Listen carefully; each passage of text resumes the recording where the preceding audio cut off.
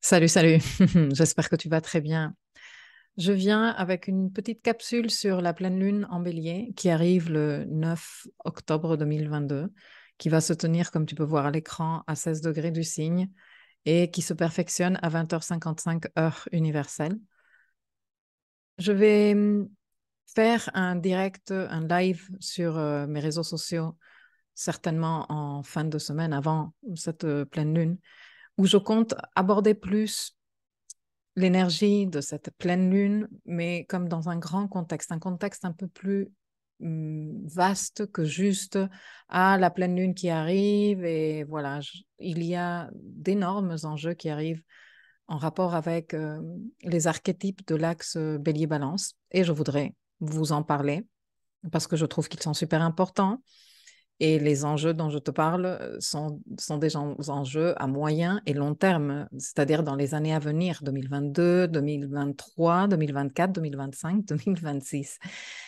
Du coup, comme je pense que dans cette vidéo-là, je vais rester plutôt très générale, j'ai eu quand même envie de faire cette capsule que je publierai plus ou moins en même temps parce que les deux documents seront reliés et complémentaires, où je vais aborder un tout petit peu plus en détail ici les caractéristiques de la carte de la pleine lune. Il faut savoir que cette pleine lune est la suite dans le mini-cycle lunaire de la nouvelle lune qui s'est tenue en balance 15 jours avant, c'est-à-dire le 25 septembre 2022. Elle s'est tenue à 2 degrés balance. Pour te le montrer dans la carte, même si cette carte-ci, c'est la carte de la pleine lune en bélier. Ici, s'est tenue la nouvelle lune en conjonction avec Mercure, qui était rétrograde. C'était une triple conjonction avec une conjonction inférieure Mercure-Soleil. Cette lunaison en balance a marqué le début d'un nouveau cycle lunaire autour de la thématique relationnelle, c'est-à-dire pour définir notre espace relationnel et semer de nouvelles graines dans le but de commencer à récolter des dynamiques relationnelles plus saines dans un délai de 6 à 18 mois. Pour le détail des dates et tout ça, je te laisse te référer à l'article par écrit qui accompagne toujours mes vidéos.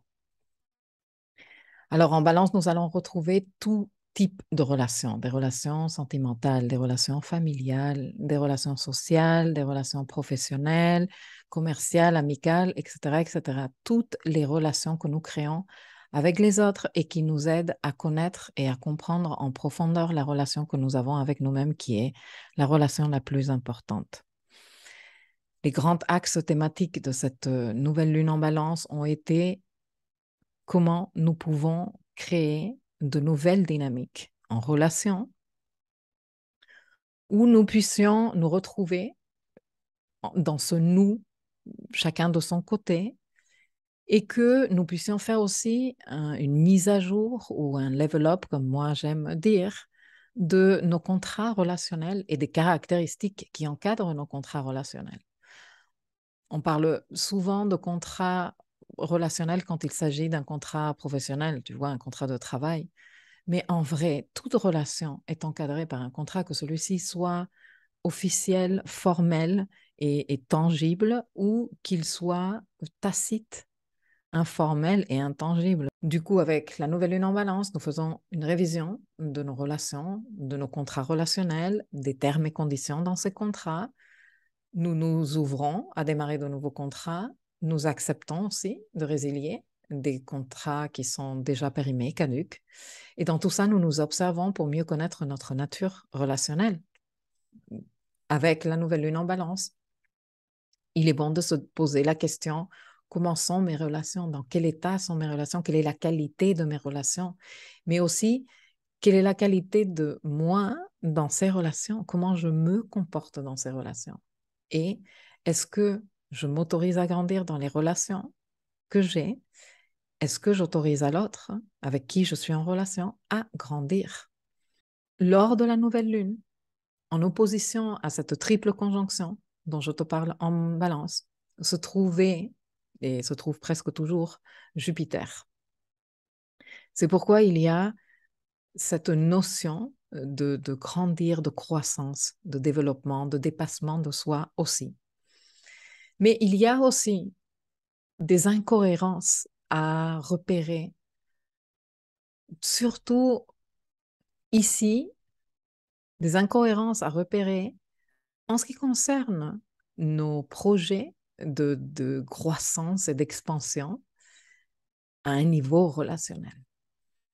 En consultation, surtout les consultations qui sont en rapport avec la vie relationnelle, j'écoute souvent des remarques comme je me donne à fond dans mes relations, moi je veux trop une relation, une vraie relation, une relation authentique de partage, etc., etc. Mais j'arrive pas à la manifester. Et ma question est toujours, bon, mais de quelle façon es-tu en train de contrer cette impulsion de vouloir manifester une relation?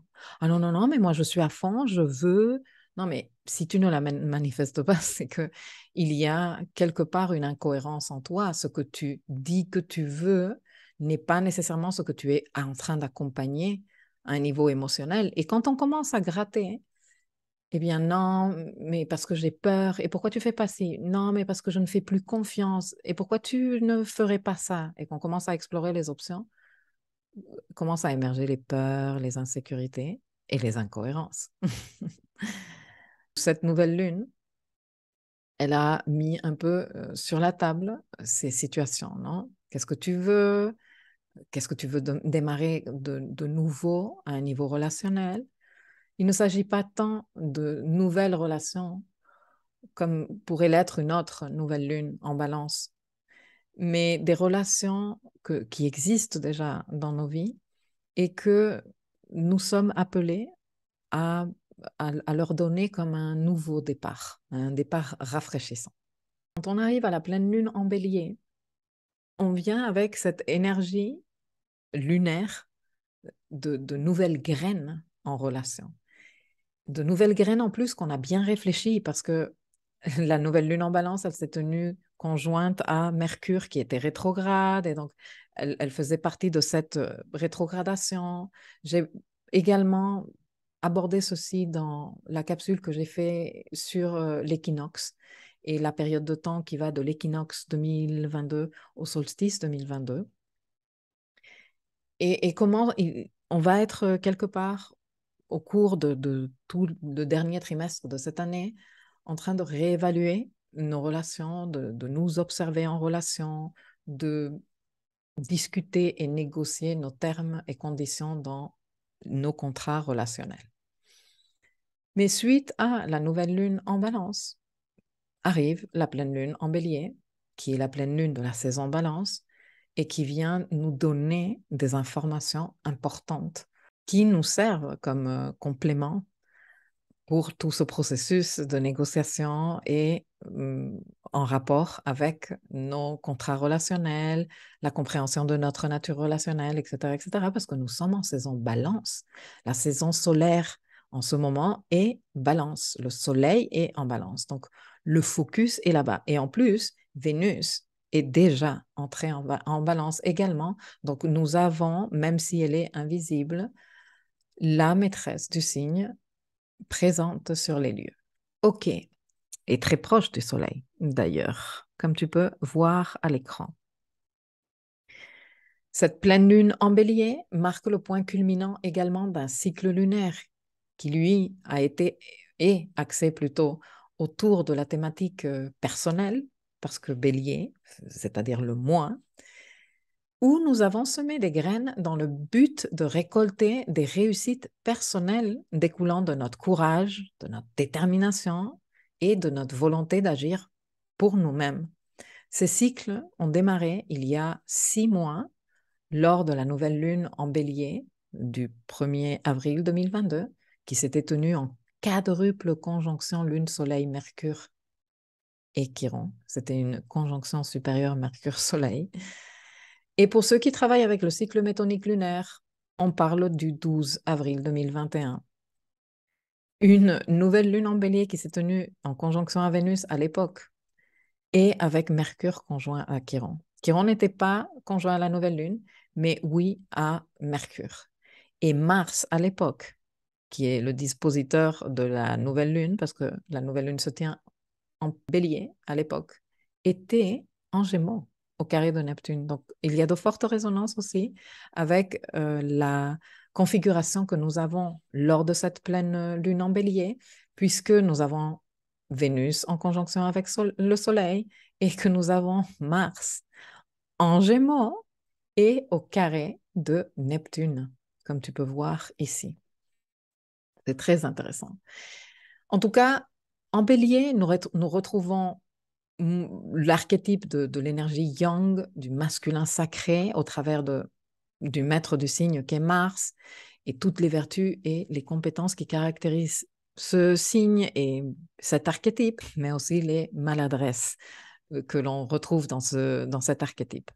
Une bonne question à te poser serait, qu'as-tu démarré à ces dates qui demandaient un investissement de toi en toi, toi pour toi-même, pour faire grandir un projet qui comptait pour toi, un projet qui te permettait de grandir toi, qui te donnait envie, que tu sentais que tu en avais besoin toi, et qui certainement serait en rapport avec la maison où s'est tenue cette nouvelle lune en bélier, ta maison bélier. Alors la question ici serait, parce qu'on arrive au moment de pleine lune, de OK, comment a avancé ce projet? Qu'as-tu appris? Est-ce que ce projet est toujours en cours? Est-ce qu'il tient toujours la route? Est-ce qu'il éveille toujours en toi l'énergie bélier de motivation, d'impulsion, de leadership? Ça, ce serait une façon déjà de mesurer le processus qui a démarré en bélier, parce que toute pleine lune est un moment d'aboutissement. Donc forcément, un moment d'aboutissement, une pleine lune est une opposition lune-soleil, et à chaque fois que nous arrivons en astrologie à une opposition, la première chose que nous faisons, c'est dire quand s'est passée la conjonction. OK, bon, qu'as-tu démarré à cette date-là? Comment va ce projet? Qu'as-tu appris? Est-ce qu'il est toujours en cours ou pas? Est-ce qu'il éveille toujours en toi la motivation et la détermination bélier? Ça, d'un côté. Ensuite, lorsque nous arrivons à un moment de pleine lune en bélier, il est bon pour nous d'observer comment l'expression que nous faisons de notre moi impacte le nous, mais aussi, et parce que cette pleine lune se tient avec Jupiter dans le signe, chose qui est assez exceptionnelle, puisque Jupiter a des cycles de 12 ans. Il y a donc ici aussi une dimension jupitérienne à observer autour des axes thématiques de la pleine lune en bélier, comme par exemple notre impulsion de grandir, et observer si notre impulsion de grandir, notre croissance, notre envie ou notre volonté d'expansion de nous représente une source d'insécurité pour notre partenaire, par exemple, ou vice-versa. Si l'impulsion de grandir, de se dépasser et de chercher l'expansion de notre partenaire représente une source d'insécurité pour nous. Ça, c'est un truc à observer lors de cette pleine lune.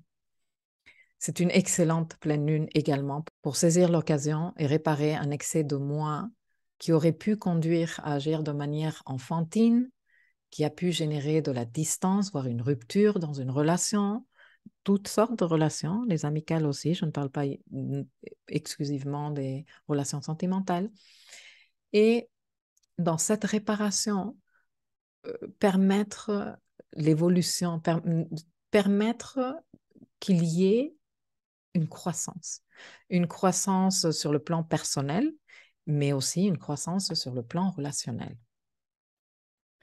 Si on regarde la carte, eh bien, on voit que la Lune, elle va avancer par le signe Poisson, et le 8 octobre, en fin de journée, elle va entrer en Bélier.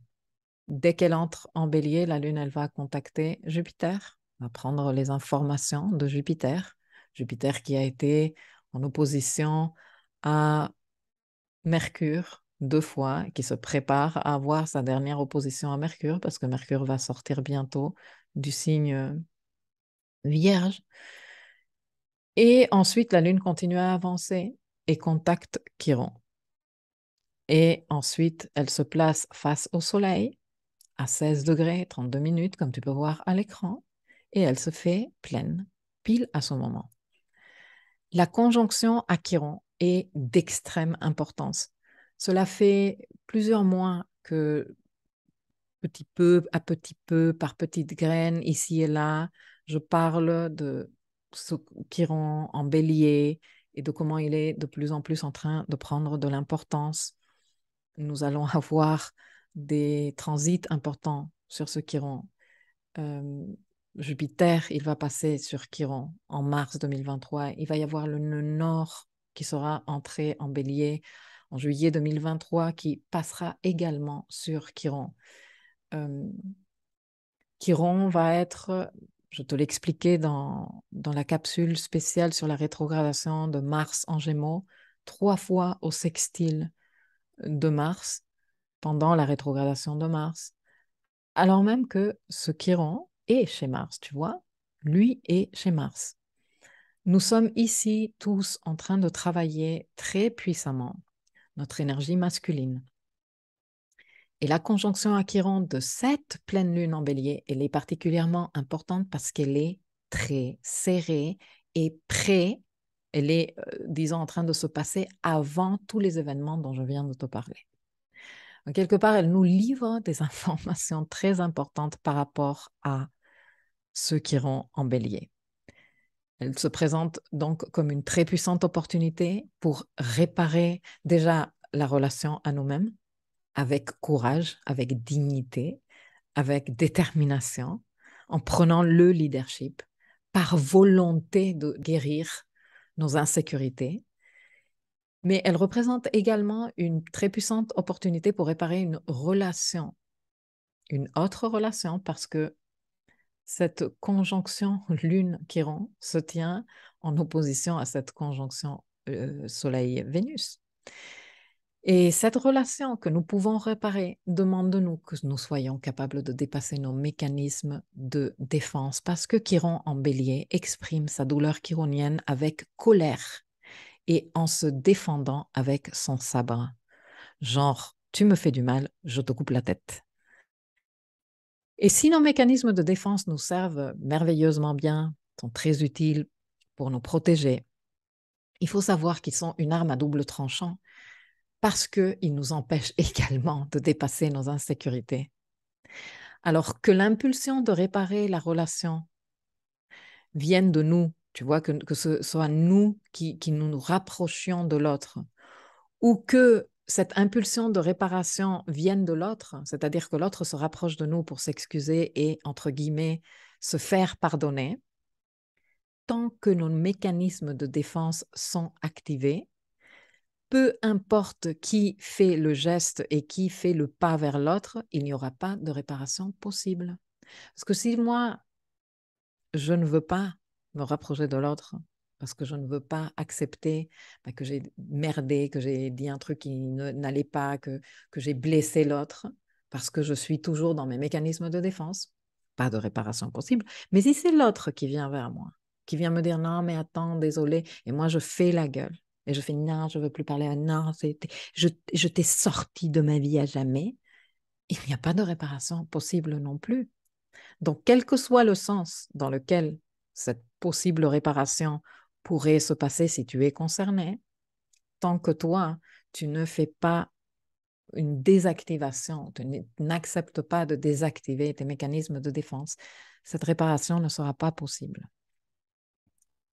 Et donc, franchement, que là, on est dans le dépassement de la blessure chironienne, qui est sans le moindre doute une voie pour nous préparer à profiter un max de tous les autres transits qui arrivent, que je viens de te citer très rapidement, dont je parlerai beaucoup plus en détail dans le live que je ferai sur l'axe bélier-balance et les enjeux pour les années à venir, et que l'on va commencer à goûter très rapidement lorsque Jupiter, que tu vois ici maintenant à moins de 2 degrés bélier et qui est rétrograde, tu sais, il va passer ici en poisson.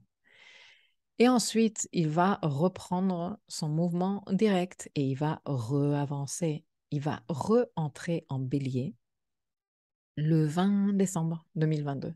Et il va parcourir tout le signe du bélier du 20 décembre 2022 au 16 mai 2023.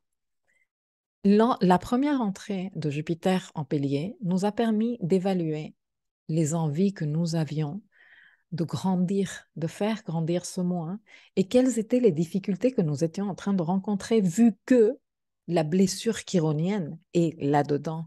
Et donc, cette sensation de ne pas nous sentir dignes de nous exprimer, de nous affirmer, nous sommes tous en train de la travailler. C'est pour ça que je te dis, activation maximale de l'énergie yang et de dire, j'ai la volonté de dépasser mes insécurités et mes peurs.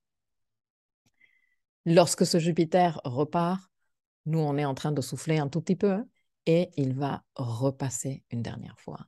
Une dernière fois avant 12 ans, tu vois, parce qu'après Jupiter, il va entrer en taureau, taca, taca, taca, taca, il va faire le tour du zodiaque et il ne reviendra pas par ici avant 12 ans. Moi, je pense que tu veux saisir l'opportunité de faire grandir quelque chose de façon lumineuse dans le secteur bélier de ton thème. La conjonction que Jupiter fera à Chiron, qui se tiendra à 14 degrés bélier le 12 mars 2023, serait un très joli moment pour toi de dire, c'est bon, je suis prêt, j'ai travaillé mes insécurités, je les ai vues lors de la pleine lune en bélier du mois d'octobre 2022 et en mars 2023, moi je suis prêt pour dire, c'est bon, je dépasse ça. Cela ne voudra pas dire que tu dépasseras à jamais ta blessure chironienne et que tu en auras fini avec, etc., etc. Non, mais tu auras fait un joli level up pour tout ce qui suivra après, parce que nous avons des transits super importants qui arrivent dans le nœud nord. Hein, je t'en ai parlé très rapidement tout à l'heure. Et comme je te dis, dans d'autres vidéos, je parlerai plus en détail. Continuons avec Vénus qui avance collée au Soleil. Elle est très, très proche du Soleil parce qu'elle va faire une conjonction le 22 octobre ici, à la toute fin du signe avec le Soleil. Et donc, comme je te disais tout à l'heure, ceci fait que cette pleine lune est en fait une double opposition Lune-Chiron versus Soleil-Vénus. Et je voudrais un tout petit peu m'attarder sur l'opposition Lune-Vénus parce que Lune et Vénus sont les deux archétypes du féminin, en astrologie bien sûr, mais aussi les deux dimensions relationnelles. Lune, la lune, elle représente notre attache affective, nos affects, qui, dans les relations, dans la dimension relationnelle, elle cherche à consolider la relation, tu vois, à créer une routine, une stabilité, une prévisibilité, une fiabilité. Et Vénus, de l'autre côté, représente le désir qui garde l'intérêt et l'attention vivants. Les relations sentimentales sont particulièrement concernées par ce jeu Lune-Vénus, même si en général toute relation est impactée par ces deux dimensions. Je t'ai expliqué tout ceci dans la première leçon sur l'astrologie relationnelle, qui est l'astrologie vénusienne et lunaire. La leçon s'appelle L'astrologie des relations, c'est quoi? Et si ça t'intéresse, je t'invite, je te laisserai le lien ci-dessous. Donc, cette opposition Lune-Vénus vient nous poser la question de l'équilibre dans nos relations en ce qui concerne la dimension lunaire et la dimension vénusienne. Et s'il y a un équilibre entre ces deux-là, y a-t-il beaucoup trop de lune dans tes rapports? C'est-à-dire beaucoup trop de stabilité, beaucoup trop de routine, beaucoup trop de tu maternes le chéri, t'es la maman de parce que la lune, il faut pas oublier, c'est la maman. Est-ce qu'on est en train de basculer dans tout ça? Parce que plus il y a de lune, comme je t'explique dans la leçon sur l'astrologie des relations, moins il y a de la place pour Vénus. Et donc l'intérêt, l'attention, le désir, la stimulation que nous donne ne pas savoir tout le temps ce qui va se passer, ne pas être tout le temps dans un contexte prévisible, eh bien, ça va s'estomper et on ne veut pas ça parce que sinon la relation perd l'intérêt. Donc, est-ce qu'il y a beaucoup trop de lune ou alors est-ce qu'il y a beaucoup trop de Vénus qu'il y a uniquement ce qui tient cette relation, c'est un échange de désirs et d'intérêts sexuelle, par exemple, et pas suffisamment de lune pour que ça prenne, pour que ça se consolide. Parce que la lune met le côté affectif, le côté je tiens à toi, je t'aime. Vénus, elle ne dit pas je t'aime. Vénus, elle te dit j'ai envie de toi, je désire ça, ça m'intéresse. Je veux te donner mon attention parce qu'il y a un intérêt animé par le plaisir en toi, de moi vers toi. Ça, c'est Vénus. La Lune, elle dit non, je t'aime, je tiens à toi. Tu es important pour moi. Il y a de l'affect. Donc, dans les relations que nous sommes en train d'évaluer, ou dans une relation que tu es en train d'évaluer, cette opposition Lune-Vénus vient poser ces questions. Et peut-être que tu veux en parler, et c'est un bon moment pour en parler, parce que déjà, Pluton est stationnaire en trigone à Mercure au moment de la pleine lune. Regarde que Mercure, il est ici, Pluton, il est ici, et tu peux avoir des conversations très self-empowering. Mais pour cela, il faut que tu te décides à vouloir parler, mais aussi que tu te décides à exposer ce que tu veux, ce que tu cherches, ce qui est important pour toi et que tu assumes d'en parler. C'est un excellent moment pour avoir des conversations où on arrive à des bons compromis, à des bons engagements parce que Vénus et le Soleil sont en trigone à Saturne. D'ailleurs, en ce moment, nous avons un trigone d'air entre cette Vénus et Soleil en Balance, ce Saturne en Verseau et ce Mars en Gémeaux. Et ce grand trigone d'air peut indiquer ça. Allez, vas-y, ose communiquer, ose surmonter tes insécurités. Juste attention, n'encourageons pas le manque de clarté, parce que Mars est également en aspect tendu à Neptune. Mars en carré à Neptune, c'est le flou, le manque de clarté, le manque de prise d'initiative active pour clarifier, tu vois, le laisser couler alors que tu sais pertinemment que ce qui est en train de se passer n'est pas ce qui te convient, mais tu as la flemme. Tu te dis, oh, discuter de tout ça, oh, clarifier tout ça. Donc attention, parce que si ce que tu veux, c'est réparer, si ce que tu veux, c'est exposer les nouveaux termes et conditions, si ce que tu veux, c'est dire, il y a trop de lune dans cette relation et moi j'ai un peu besoin de piment, donc inviter un peu de Vénus, ou il y a trop de Vénus dans cette relation et moi j'ai besoin de consolider, j'ai besoin de construire un truc solide. Hum, Si tu laisses couler, si tu ne fais pas attention à ce carré Mars-Neptune, eh bien, tout reste comme dans le flou et dans le manque de clarté. Parce que cette nouvelle lune se tient en conjonction à Chiron, en plus de tout ce que je t'ai déjà dit, en plus de tout ce que je dirai dans la capsule spéciale sur les enjeux de l'axe Bélier-Balance au cours de cette saison 2022 et des années à venir. Elle peut, l'énergie que la pleine lune dégage peut être exprimée avec beaucoup de colère, de frustration. Alors, dans tes conversations, prends tes précautions. Évite d'être dans le pointage de doigts, évite d'être dans le reproche, évite de mettre l'autre dans une situation où il va se sentir scruté, signalé. Au contraire, cherche la conciliation. Mais aussi, je t'invite à t'observer au cours de la conversation et éviter de partir dans les mécanismes de défense chironiens. Non, mais c'est que l'autre, il m'a trop mal parlé. Parce que je te rappelle que dès que le mécanisme de défense saute, la réparation s'arrête.